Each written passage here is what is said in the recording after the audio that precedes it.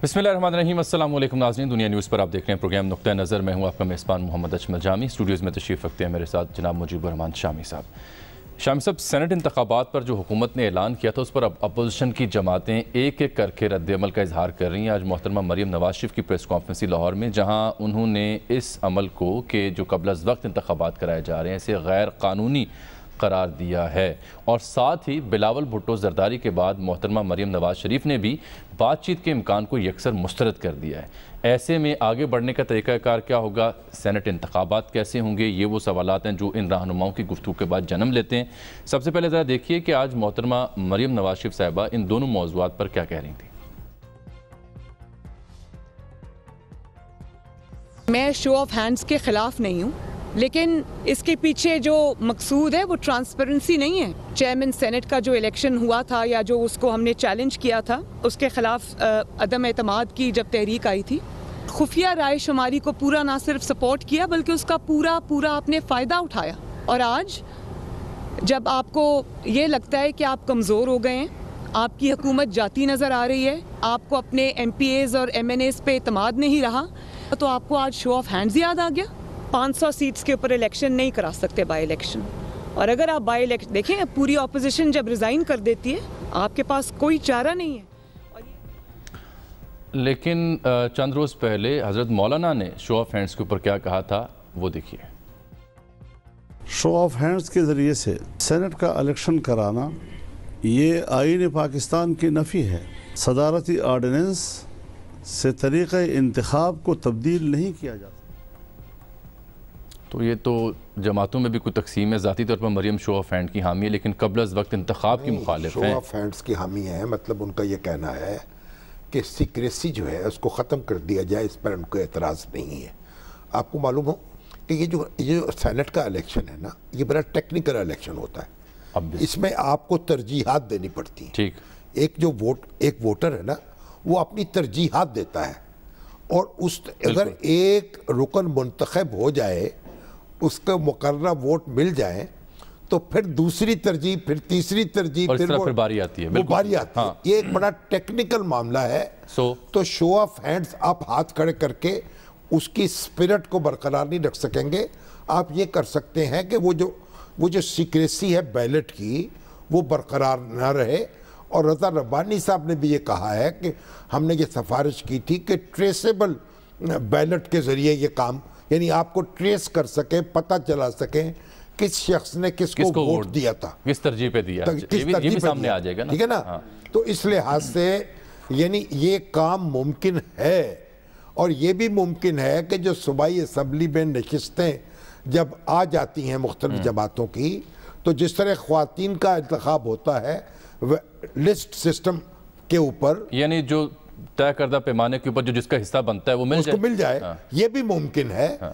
तो बात यह है कि बैठ के बातचीत के जरिए ये मसला हल होना चाहिए। आप जो फरमा रहे हैं कि बैठ के बातचीत के जरिए, बिलावल भुट्टो जरदारी भी रिपीटेडली अपनी प्रेस टॉक्स में इस बात को मुस्तरद करें यकसर के डायलॉग शायलॉग का वक्त गुजर चुका, और आज मरियम नवाज ने भी यही कहा, इसलिए मैंने उनका बयान नशर किया है। तो दो बड़ी जमातों के जो इस वक्त सीनियर रहनुमा हैं वो यही कह रहे हैं कि बातचीत हो ही नहीं सकती, बल्कि मरियम ने तो आज ये तक कह दिया कि शुरू दिन से इनके साथ बातचीत नहीं होनी चाहिए। देखिए, पहली बात मैं आपकी अर्ज करूं कि सेनेट का जो इलेक्शन है ना, ये एक ना तो हुकूमत को कोई फ़ायदा होगा फरवरी में करने से, ना कोई नुकसान होगा मार्च में करने से। ज़ाती मेरा ख्याल ये एक टेक्निकल मामला है, ये इलेक्शन कमीशन ने फैसला करना है। और अगर फिर कोई नौबत आ गई, कोई चैलेंज कर देगा, तो हाई कोर्ट में या सुप्रीम कोर्ट में फैसला हो जाएगा। बुनियादी तौर पर इसके लिए तरमीम की ज़रूरत पड़ेगी आईन में। और हुकूमत को ये हुकूमत को अपने पाँव पे खड़े रहना चाहिए, एतमाद करना चाहिए। हुकूमत जब ये कह रही है कि सीक्रेट बैलेट ना हो, तो अपोजिशन को तो कोई इतराज इस पे होना नहीं चाहिए। ठीक है, लेकिन क्योंकि दाने तो गिरते हैं अपोजिशन के। सही है, लेकिन वोट खराब होते हैं अपोजिशन के। लेकिन वो जो नुक्ता डायलॉग की आप बात करें कि ये सब कुछ तब होगा जब मिल बैठा जाएगा। देखें, अब जबकि ये दो रहनुमा तो बार बार इसकी तरदीद कर रहे हैं, तो ऐसे में آپ کی طرف سے بھی بار بار پروگرام کے پلیٹ فارم سے نیشنل ڈائیلاگ کی بات کی جا رہی ہے, کچھ دیگر تجزیہ نگار اور دانشور بھی اپنے تئیں اپنے مشورہ دے رہے ہیں کہ کیا طریقہ کار ہو سکتا ہے. ذوالفقار چیمہ صاحب نے بھی ایک کالم لکھا ہے پرسوں جس میں انہوں نے نیشنل ڈائیلاگ مگر کیسے کا عنوان دیا, اور اس میں ایک ترکیب انہوں نے بتائی ہے. وہ ترکیب کس حد تک قابل عمل ہے وہ تو آپ بتائیں گے, لیکن ان کو بھی پروگرام میں ساتھ خوش آمدید کہہ دیتے ہیں. وہ یہ فرماتے ہیں کہ جی یعنی عدلیہ جب اگر پروگرام میں آ گئے ہیں تو خود ہی بیان کر دیں گے وہ. کیوں جی چیمہ صاحب, آپ کی تجویز کیا ہے یہ جو نیشنل ڈائیلاگ جس کا کرائسس ہے وہ نہیں پا ہے, ذرا آپ خود بھی بیان کر دیں اپنے طریقہ کار کیا ہے, کیسے ہو سکتا ہے یہ زبان مبارک سے. جی بسم اللہ الرحمن الرحیم. محترم شامی صاحب اور عزیزم جامی صاحب, دیکھیں بات یہ ہے, میں نے پوری نیک نیتی کے ساتھ, خدا شاہد ہے پوری نیک نیتی کے ساتھ, صرف اور صرف ملک کا مفاد درست ہے ایک آؤٹ لائن میں نے براڈ آؤٹ لائن دی ہے.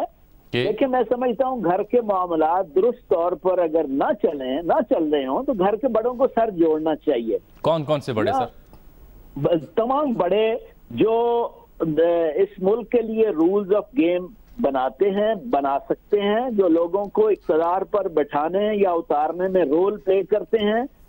اور اس میں سارے پلر جو ہے مقننہ عدلیہ اور انتظامیہ میں اس وقت سب سے جو امپورٹنٹ یا افیکٹو رول ہے وہ ہماری مسلح افواج کا ہے. اس لیے میں نے کہا ہے کہ جی مقننہ کو ریپرزینٹ کریں گے حکومت اور اس کے ساتھی اور اپوزیشن.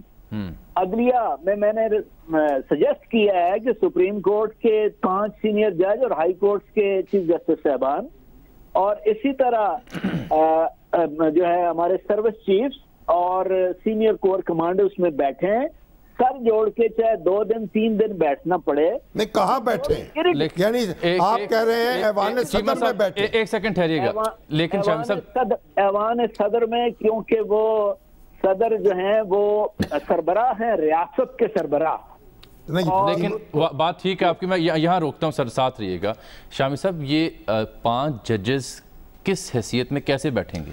دیکھیے میری رائے تو اگر یہ بات مان لی جائے تو کوئی بھی حل, کوئی بھی طریقہ کار ایکسٹرا کانسٹیٹیوشنل نہیں ہو سکتا, دستور کے دائرے سے باہر نہیں ہو سکتا. تو اسی لیے میں نے یہ میری گزارش چیمہ صاحب یہ ہے کہ دستور میں کہاں اس بات کی گنجائش ہے کہ یہ سارے لوگ کٹھے ہو کر ہمارے مسائل حل کریں. محترم شامی صاحب, اب ہم ٹیکنیکلٹیز میں ہی پڑے رہے ہیں کہ جی دستور اس بات کی گنجائش نہیں دیتا اور دستور صرف فلاں کے درمیان مذاکرات کی اجازت دیتا ہے. تو اسی سے تو یہ بحران پیدا ہوا ہے. کیا دستور پہ عمل ہو رہا ہے؟ یہی تو طے ہونا ہے. اس وقت مسٹرسٹ ہے, ڈسٹرسٹ ہے اداروں کے درمیان, اسٹیٹ انسٹیٹیوشنز پر ایک دوسرے پر اعتماد نہیں ہے, اریٹنٹس ہیں اور نہیں چل رہے, انکروچمنٹس ہو رہی ہے, سب کو دوسرے کے خلاف شکایات ہیں. تو سارے اکٹھے بیٹھیں گے, شکایات سامنے آئیں گی, اس کا حل نکلے گا. حل جو آپ تجویز کریں گے سننے میں جی کو بہت بھاتا ہے, لیکن کیسے, کون اس کا آغاز کرے گا, کون سا ادارہ ہوگا جو لیڈ کرے گا؟ دیکھیں نیک نیتی ہو اور اپنے انسٹیٹیوشنل پریجوڈس سے ہم اوپر اٹھ جائیں, صرف ملک کا مفاد پیش نظر رکھیں تو حل. بہت شکریہ چیمہ صاحب, بہت شکریہ. اگر نیک نیتی ہو تو پھر مسئلہ پیدا ہی نہ ہو. دیکھیں نا, نوازا نصر اللہ خان صاحب صحیح ہے, ایک شعر پڑھا کرتے تھے, سنائیے نا. انہوں نے کہا آنے والے کسی طوفان کا رونا رو کر, آنے والے کسی طوفان کا رونا رو کر نا خدا نے مجھے ساحل پہ ڈبونا چاہا. واہ واہ واہ واہ, نا خدا نے مجھے ساحل پہ ڈبونا چاہا. انہوں نے کہا طوفان آ رہا ہے تو اس میں ڈوبو گئی, تو ابھی ڈبو دیتا ہوں تم کو. بھائی دیکھیے, پہلی بات, کل ہمارے حسن اقبال صاحب مسلم لیگ کے نون کے سیکرٹری جنرل ہیں جی, ان کی بھی ایک تجویز ہے. واٹن سکول کے پڑھے ہوئے ہیں, انجینئر ہیں, MBA کیا ہوا ہے, پروفیسر کہلاتے ہیں. ان کے مخالفین ان کو ارسطو کہتے ہیں تنزیہ طور پر, یعنی اتنی ان کی دانشوری اتنی مسلم ہے. وہ فرما رہے تھے کل کیپٹل ٹاک میں بیٹھے ہوئے, شبلی فراز صاحب کو زچ کیا ہوا تھا انہوں نے, اور کہہ رہے تھے کہ یہ جو سٹیک ہولڈر سارے مل کے بیٹھے. اور بھائی بات یہ ہے نہیں، شاہد خاقان عباسی صاحب بھی تو ہمارے پروگرام میں کہہ رہے تھے کہ سینٹ سے آغاز ہو، چیئرمین سینٹ اس کو لیڈ کر سکتے ہیں. سینٹ کے چیئرمین کے پاس کوئی اختیار نہیں ہے، صدر پاکستان کے پاس کوئی اختیار نہیں ہے. ہاں وزیر اعظم ان سے درخواست کریں کہ آپ یہ کام کریں تو پھر وہ کر سکتے ہیں. ایک بات آپ کی بات سے اندازہ یہ ہو رہا ہے کہ یہ لیڈ لینی پڑے گی وزیر اعظم کو اور اپوزیشن رہنماؤں کو. پہلے میں ایک بات عرض کروں، جو ہمارے دوست کہتے ہیں نا سٹیک ہولڈر، کوئی کسی سٹیک ہولڈر کو میں نہیں مانتا. جو تنخواہ دار ہیں، جو ملازم ہیں ریاست پاکستان کے، وہ سٹیک ہولڈر کہاں سے ہو گئے؟ عدلیہ ہو، انتظامیہ ہو، یا افواج پاکستان ہو، یا بیوروکریسی ہو، یا ہمارے انٹیلیجنس ادارے ہوں، یہ سارے کارکن ہیں، ریاست پاکستان کے خادم ہیں. اور ریاست پاکستان ملکیت کس کی ہے؟ ہماری دستور کہتا ہے یہ ریاست ملکیت ہے اللہ کی، اور اللہ نے اللہ کا خلیفہ ہے انسان، جس کو اس کے حکمرانی دیا گیا. اللہ اور عوام کے منتخب نمائندوں نے اسے اللہ کی رہنمائی میں، اس کے احکامات کی روشنی میں چلانا ہے.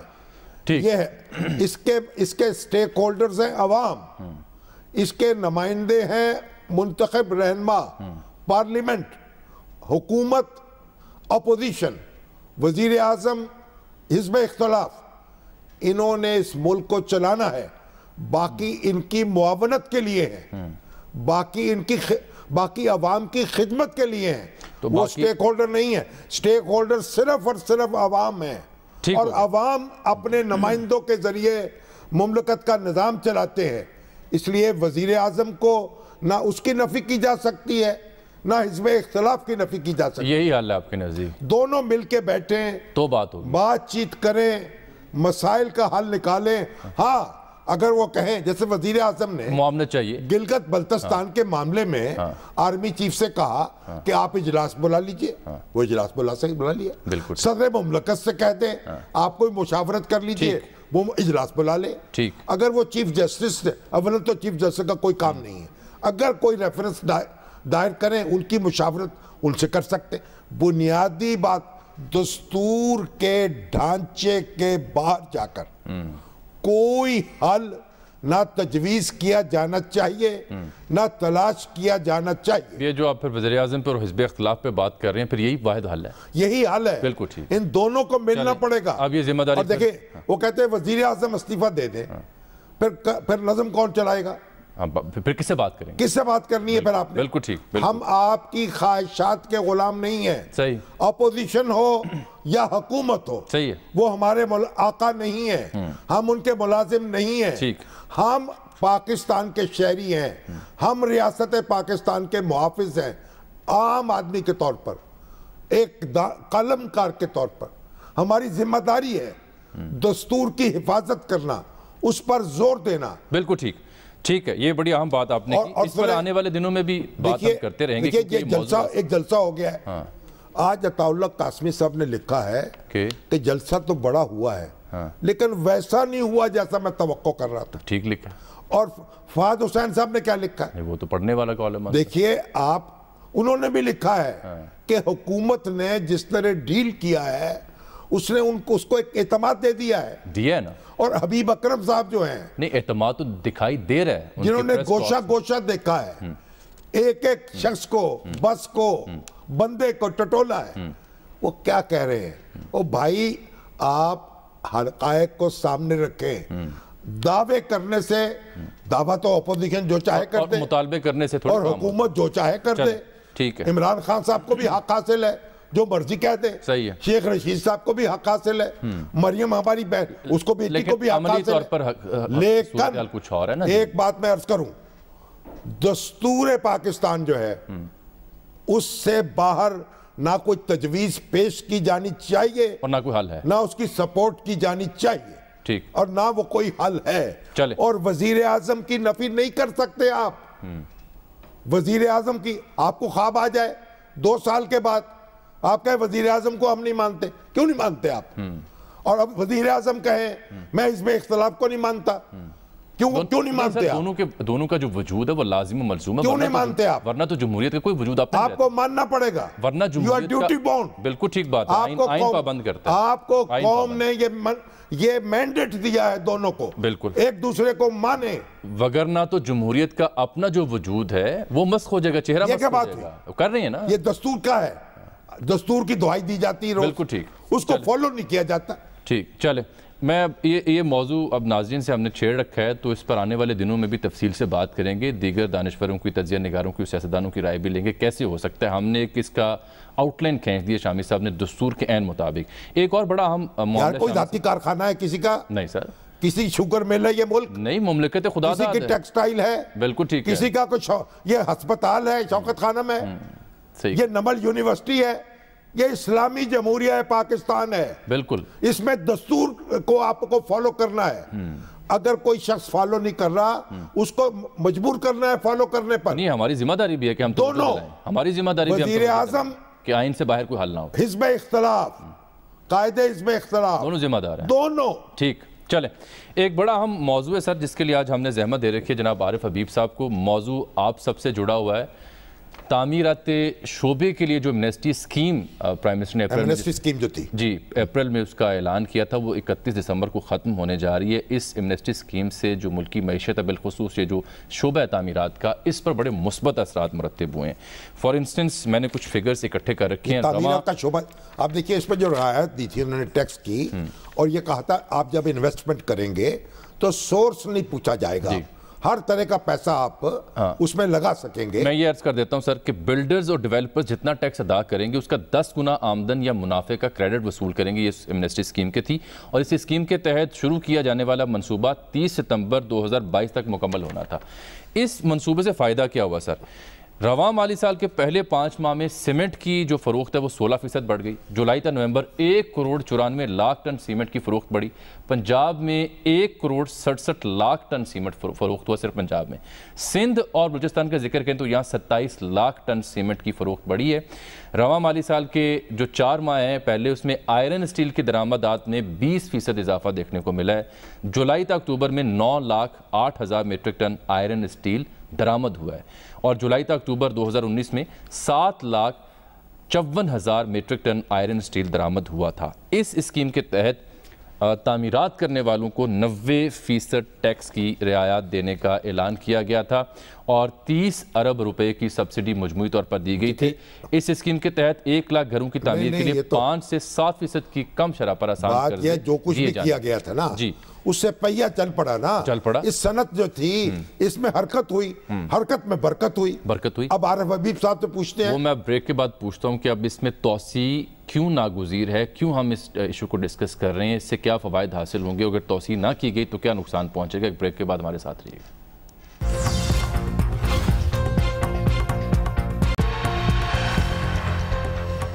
ویلکم بیک ناظرین. بریک سے پہلے ہم نے ذکر کیا تھا کہ جو ایمنسٹی اسکیم وزیر اعظم نے جس کو انٹروڈیوس کروایا تھا اپریل میں, یہ 31 دسمبر کو ختم ہو رہی ہے, جو ہاؤسنگ کے شعبے کے لیے, تعمیراتی شعبے کے لیے متعارف کرائی گئی تھی. اس کے جو اثرات مرتب ہوئے معیشت پر بالخصوص اس شعبے میں, اس کے فیکٹ اینڈ فگر ہم نے بریک سے پہلے آپ کی خدمت میں رکھے. یہ کیوں ناگزیر ہے کہ اس اسکیم میں توسیع کی جائے, اس سے کیا فوائد ہوں گے, اگر توسیع نہ کی گئی تو کیا نقصان ہوگا, اس پر بات کرتے ہیں نامور بزنس میں جناب عارف حبیب صاحب سے, جو کہ عارف حبیب گروپ کے بانی ہیں.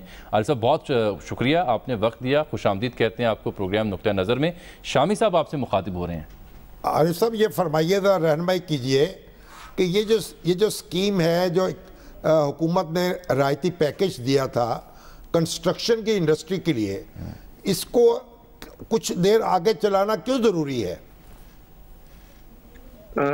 اس کی اس لیے ضرورت ہے کہ جو یہ اسکیم دی گئی ہے اس میں جو وقت ہے وہ وقت کافی کم ہے, کیونکہ جب کوئی اس اسکیم میں آنا چاہتا ہے تو پہلے اس کو زمین خریدنی ہے, اور زمین خریدنے کے بعد پھر اس کی ماسٹر پلاننگ کی اپروول لینی ہے, پھر اس کے بعد اس کی سیل این او سی لینی ہے, اور کنسٹرکشن کے لیے جو ہے وہ اپروولز لینی ہے. یہ جو پروسیس ہے سارا کہ زمین خریدنے سے لے کے ماسٹر پلاننگ اور سیل این او سی, اور یہ بہت ٹائم ٹیکنگ جو ہے وہ پروسیس ہے. تو اس میں کئی ایک جو ہے وہ اس کی اپلیکیشنز آئی ہیں اور کئی رجسٹریشنز ہوئی ہیں, لیکن ابھی بہت سارے ایسے پروجیکٹ ہیں باقی کہ جو اس اسکیم کو اویل کرنا چاہیں گے. اور خاص طور پہ اس میں شامی صاحب یہ ہے کہ ایک تو چیز یہ تھی کہ زمین خریدنے پہ جو ہے وہ سورس نہیں پوچھا جائے گا، لیکن باقی یہ فکس ٹیکس کا میٹر تھا، مورگیج فائنینسنگ کا میٹر ہے، اور اس کے اندر جو ہے وہ جو اینڈ بائر ہے، جو پبلک بائر ہے، اس سے جو ہے وہ ویلتھ ریکنسیلیشن نہیں پوچھی جائے گی. تو میں سمجھتا ہوں کہ اگر لینڈ کی پرچیز کی جو ہے وہ سورس کو اگر ایکسٹینڈ نہ بھی کیا جائے تو مجھے لگتا ہے کہ کوئی زیادہ فرق نہیں پڑے گا، اور وہ آئی ایم ایف کو شاید اگر کوئی اعتراض ہوگا بھی تو اس بات پہ ہوگا. باقی چیزیں تو آئی تھنک یہ کچھ گورنمنٹ کے اپنے ڈومین کی چیزیں ہیں. یعنی آپ کے خیال میں جو آئی ایم ایف ہے وہ رکاوٹ نہیں ڈالے گا، یا اس کو ہم کنونس کر سکیں گے بآسانی کہ یہ اس کو تھوڑی سی رعایت آگے بڑھانے دیں تاکہ ہماری اکانومی چلے؟ جی میں یہ سمجھتا ہوں کہ میرا یہ خیال ہے کہ اگر آئی ایم ایف سے یہ کہا جائے گا کہ ہم زمین خریدنے کے سورس کی جو رعایت ہے وہ ہم ایکسٹینڈ نہیں کرتے، باقی دوسری جو رعایتیں ہیں اس کو ایکسٹینڈ کرتے ہیں، تو مجھے لگتا ہے کہ آئی ایم ایف کو کوئی اعتراض نہیں ہوگا. آئی ایم ایف جو ہے وہ اس کو خوشی سے جو ہے وہ ایکسٹینشن دینے پہ جو ہے قائل ہو جائے گا. تو اب تک کے جو نتائج نکلے ہیں اس کے، وہ آپ کی توقع کے مطابق ہیں؟ یعنی آپ مطمئن ہیں کہ اسی رفتار سے آگے چلیں تو بہت ہم آگے بڑھ سکتے ہیں؟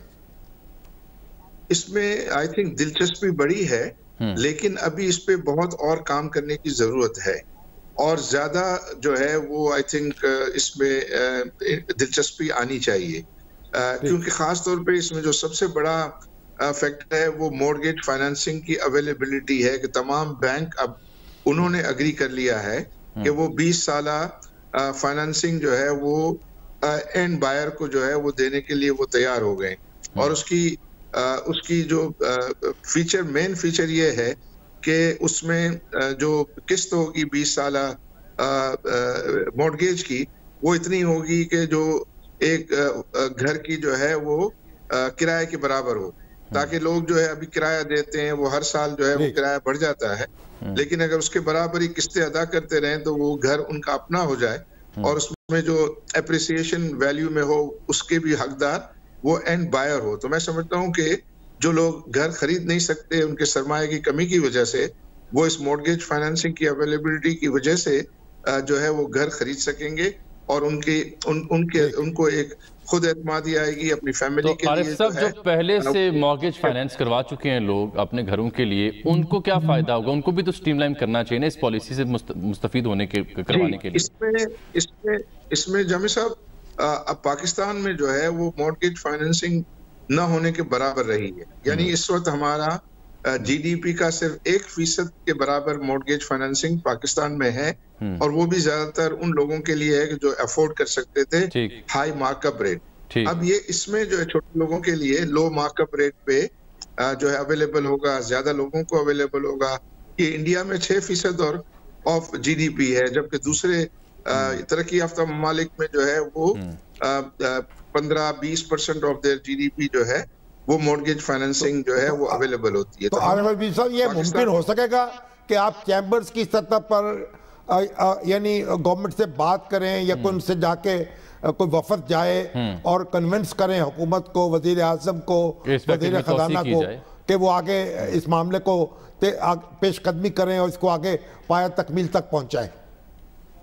جی، اس کی آلریڈی ریپرزنٹیشن جو ہے وہ ہوئی ہے، اور پرائم منسٹر صاحب بھی اور دوسرے جو ہمارے وزارتیں ہیں وہ بھی اس میں ان کے لیے یہ قابل قبول ہے، اور انہوں نے یہ کہا ہے کہ ہم آئی ایم ایف کے ساتھ جو ہے وہ انگیج ہو رہے ہیں، اور ہم کوشش کریں گے کہ اس کی جو ہے وہ ایکسٹینشن ہو سکے. چلیں، بہت بہت شکریہ جناب عارف حمید صاحب. اس وقت بھی پاکستان میں 1 کروڑ سے زائد مکانات کی کمی ہے، اور سالانہ صرف 1.5 لاکھ کی مکانات جو ہے ان کی کنسٹرکشن ہو پاتی ہے، جبکہ ضرورت اس عمر کی ہے کہ سالانہ 3.5 لاکھ سے زائد مکانات بنے تو پھر وہ ایک ایسا قدم تھا کہ جس نے انڈے بچے دینے شروع کر دیے تھے. یہ ایسا درخت تھا جس کو پھل لگ رہا تھا، اور کووڈ کی وبا میں جبکہ پوری دنیا میں معیشت کا پہیہ رک رہا تھا، آہستہ ہو رہا تھا، تو وزیر اعظم صاحب یہ وہ شعبہ تھا کنسٹرکشن آپ نے یہ درخت لگایا ہے، اس کو پھل لگ رہا ہے، اس کی حفاظت بھی کریں.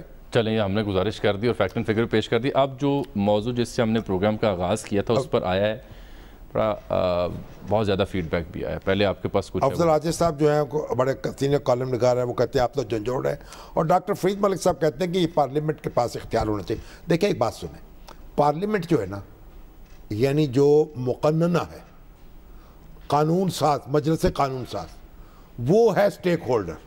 سر ہم تو ان لوگوں کا انتخاب اسی لیے کرتے ہیں کہ وہ ہمارے حق میں ہمارے لیے قانون سازی کریں. دیکھیے رول ہی ان کا یہ ہے آئین میں جو لکھا ہے. نہ عدلیہ کے پاس, نہ افواج پاکستان کے پاس, نہ انتظامیہ کے پاس, نہ انٹیلیجنس اداروں کے پاس, کسی کے پاس قانون بنانے کا اور قانون میں ترمیم کرنے کا اختیار نہیں ہے. تو جن کے پاس یہ حق ہے وہ استعمال کیوں نہیں کرتے؟ پارلیمنٹ قانون بناتی ہے, باقی لوگ اس کو فالو کرتے ہیں. ٹھیک ہے, سارے ادارے اس کو فالو کرتے ہیں. ٹھیک ہے, پارلیمنٹ ہی سٹیک ہولڈر ہے, پارلیمنٹ ہی عوام کی نمائندہ ہے.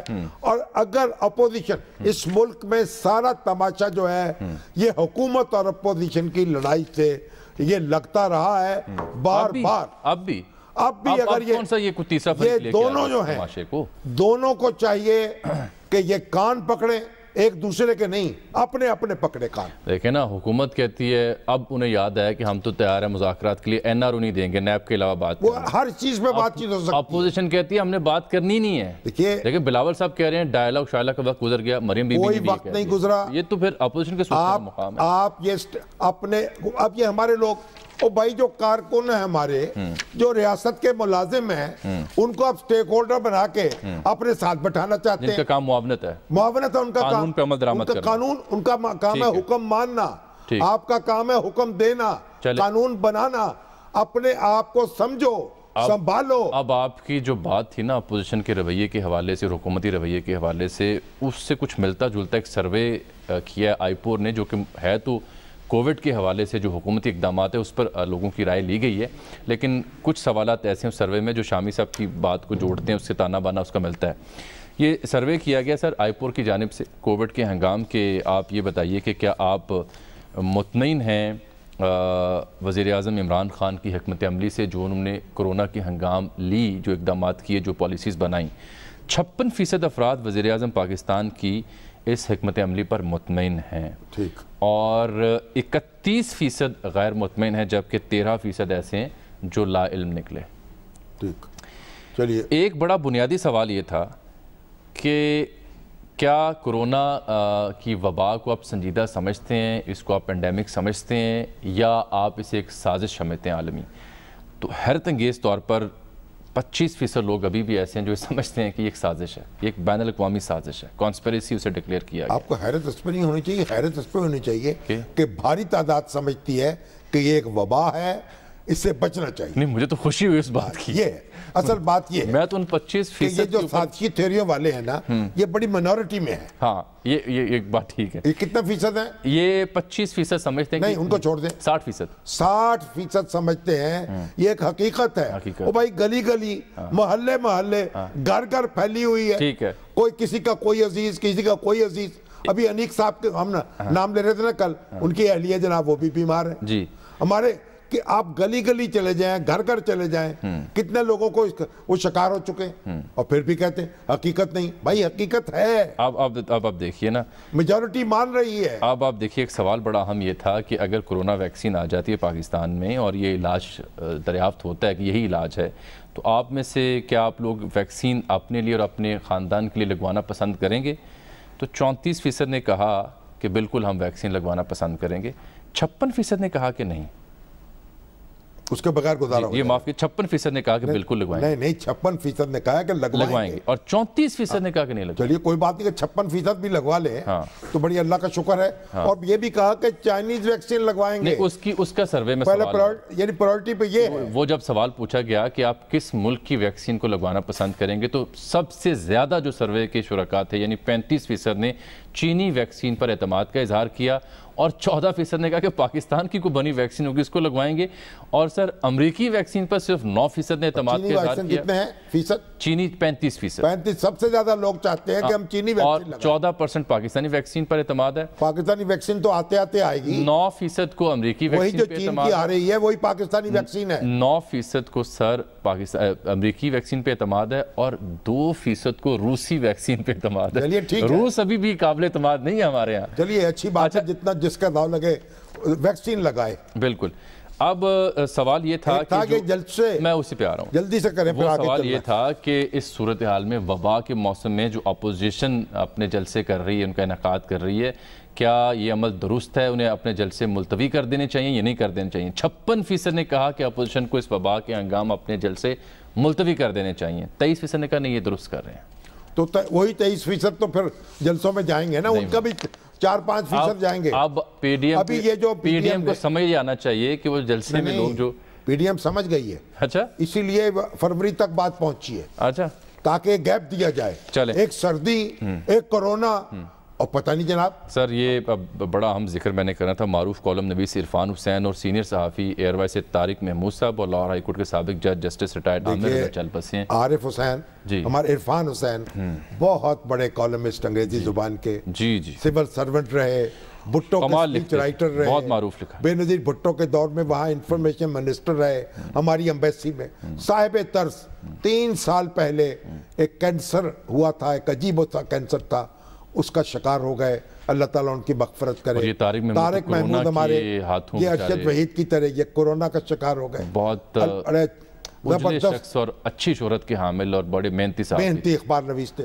اور جسٹس عامر رضا خان اس ملک کا ایک دیانتدار ترین شخص تھے, بہادر آدمی تھے, اصول پسند تھے. سر اللہ تعالیٰ ان جیسے لوگ برسوں میں پیدا ہوتے ہیں. میں ایک بریک اپ لے رہا ہوں اس دعا کے ساتھ, اللہ ان کی مغفرت کرے. آمین. ایک بریک ناظرین یہاں پر.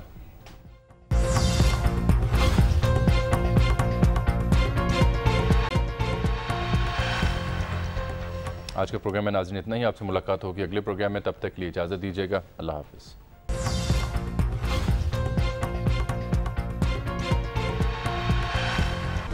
Hi, it's Sayyeda Shanaz here. Thank you for watching Dunya News. For more videos and updates, don't forget to click the subscribe button.